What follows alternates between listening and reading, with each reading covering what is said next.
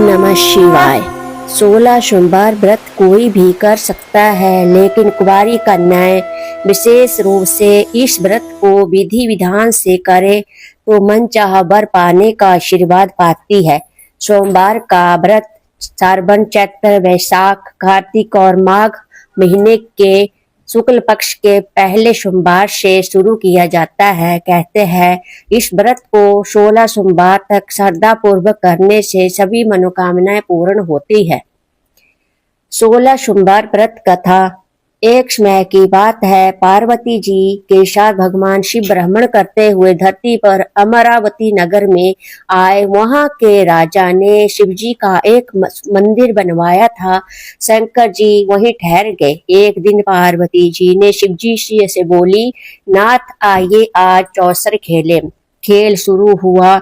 उसी समय पुजारी पूजा करने को आए। पार्वती जी ने पूछा, पुजारी जी बताइए जीत किसकी होगी? वह बोले शंकर जी की, पर अंत में जीत पार्वती जी की हुई। पार्वती ने झूठी भविष्यवाणी के कारण पुजारी जी को कोढ़ी होने का श्राप दे दिया और वह कोढ़ी हो गए। कुछ समय के बाद उसी मंदिर में स्वर्ग से अप्सराएं पूजा करने के लिए आई और पुजारी को देखकर उसने कोढ़ी होने का कारण पूछा। उनके प्रश्न का उत्तर देते हुए पुजारी जी ने सारी बात बताई।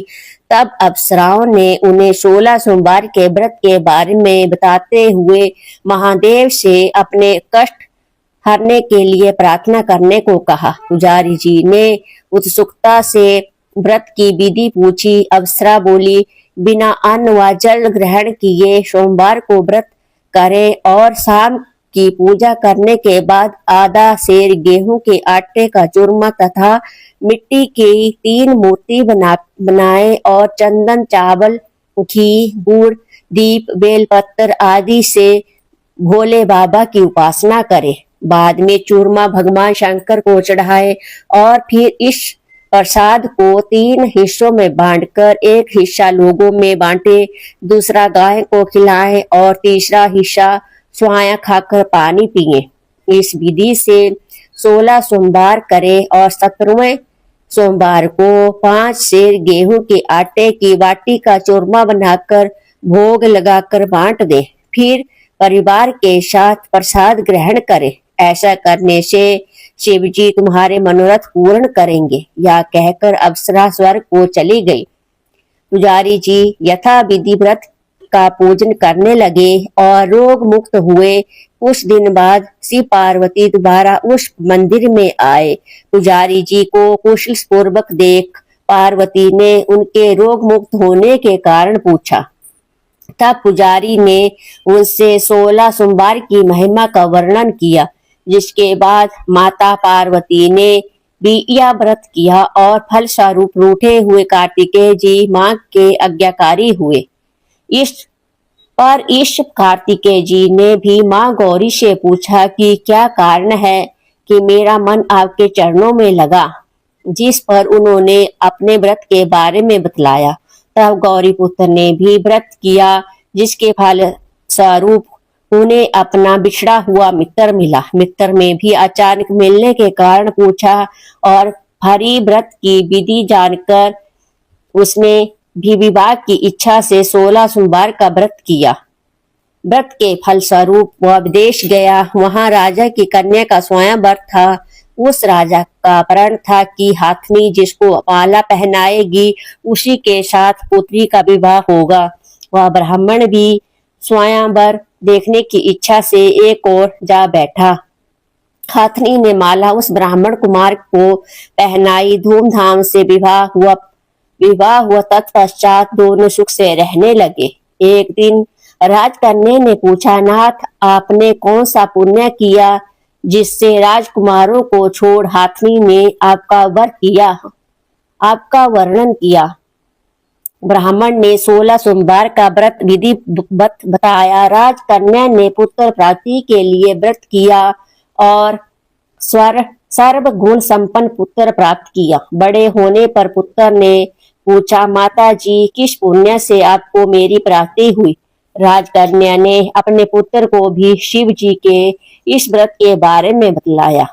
तब उसके पुत्र ने राज्य की कामना से 16 सोमवार व्रत किया। तभी राजा के दूतों ने आकर उसे राज्य कन्या के लिए वर्ण किया। इसके उसका विवाह संपन्न हुआ और राजा के दिवंगत होने पर ब्राह्मण कुमार को गद्दी मिली। फिर इस व्रत को करता रहा। एक दिन उस राजा ने अपनी पत्नी से पूजन सामग्री शिवालय में ले जाने को कहा, परंतु उसने दासियों द्वारा भिजवा दी। जब राजा ने पूजन समाप्त किया तो आकाशवाणी हुई कि वह अपनी पत्नी को निकाल दे, नहीं तो वह तेरा सत्यानाश कर देगी। प्रभु की आज्ञा मान उसने रानी को निकाल दिया। रानी भाग्य को कोसती हुई नगर में एक बुढ़िया के पास गई। दीन देखकर बुढ़िया ने इसके सिर पर सूत की पोटली रख बाजार भेजा। रास्ते में आंधी आई, पोटली उड़ गई। बुढ़िया ने उसे फटकार कर भगा दिया। वहां से वह रानी तेली के यहाँ पहुंचती तो वह बर्तन चटक गए, उसने भी निकाल दिया।